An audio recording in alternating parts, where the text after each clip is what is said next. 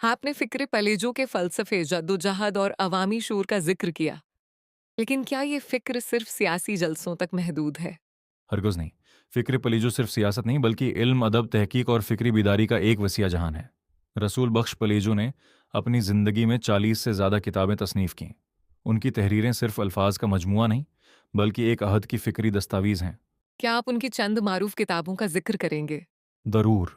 इंधा ओंधा वेडी, पसी वेलफूल, वुजी कियन वसारियान, संधि ज़ात हंजन और मायोजिटिंग, ये किताबें उनके मुताले, मशाहदे और फ़िक्री वसीयत की एकास हैं। उनमें तारीख़ भी है, सियासत भी है, अदब भी है और अवामी शऊर की रोशनी भी।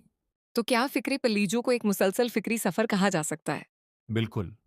फ़िक्र पलीजो एक जामद नज़रिया नहीं, बल्कि मुसलसल हरकत, सवाल, तहकीक और जदोजहद का नाम है।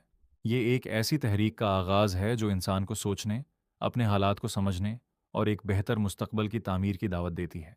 तारीख़ में उस फ़िक्र की अमली जदोजहद के कौन से पहलू नुमायाँ नज़र आते हैं? फ़िक्र पलेजो के हामी उसे अवामी हुकूक की जदोजहद से जोड़ते हैं।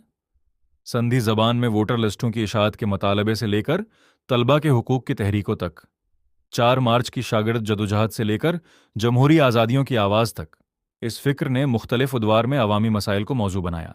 और आमरीतों के खिलाफ जदोजहद? जी हाँ, फ़िक्र पलीजो के हामी उसे जनरल अय्यूब खां, जनरल ज़िया उल हक और जनरल परवीज़ मुशर्रफ के अदवार में जमहूरी जदोजहद की एक आवाज़ के तौर पर भी याद करते हैं। उनके नज़दीक आज़ादी इज़हार, जमहूरी हक और अवामी शरकत किसी भी सेहतमंद माशरे की बुनियाद हैं। कालाबाग डीम के खिलाफ तहरीक का भी ज़िक्र किया जाता है। जी।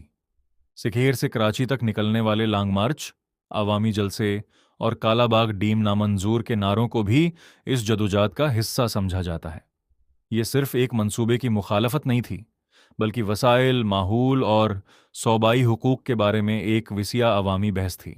और मेहनत कश तबके के हवाले से फ़िक्र पलीजो क्या कहती है? फ़िक्र पलीजो के नज़दीक समाज की असल ताकत वो हाथ हैं जो खेतों में हल चलाते हैं, जो कारखानों में मशीनें चलाते हैं और जो अपनी मेहनत से दुनिया को आबाद रखते हैं। इसीलिए इस फ़िक्र में हारी, पुरहित, मज़दूर, इस्ताद, शागिर्द और आम मेहनत कश इंसान को ख़ास अहमियत दी जाती है। तो क्या हम ये कह सकते हैं कि फ़िक्र पलेजो एक ऐसी शमع है जो इल्म, अदब और जदोजहद को एक साथ जोड़ती है? बिल्कुल। फ़िक्र पलीजो किताब और कारकन के दरमियान पल है, शूर और अमल के दरमियान रिश्ता है और इंसान के बेहतर मुस्तकबल के ख्वाब का इस्तिआरा है।